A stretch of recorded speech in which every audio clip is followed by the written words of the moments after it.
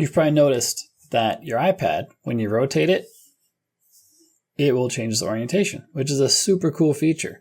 But sometimes you might not want it to do that. So how do we stop it from automatically rotating? Turns out the solution is quite simple. Just open your control panel, swipe down from the top right. This is your control panel or control center. And here you're going to find a button that looks like this. It's a spinning arrow around a lock.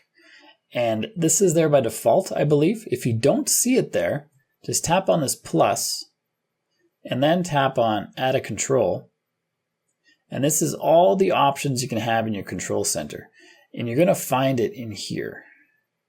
And if you don't find it by scrolling through, you can search up here. Just search for rotation lock. No, orientation lock is what it's called, or just search for lock. And you'll find it. Then you tap on it here. And that's going to add it to your list here.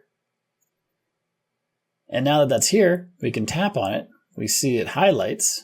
And we can close our control center. And we see that the rotation no longer happens.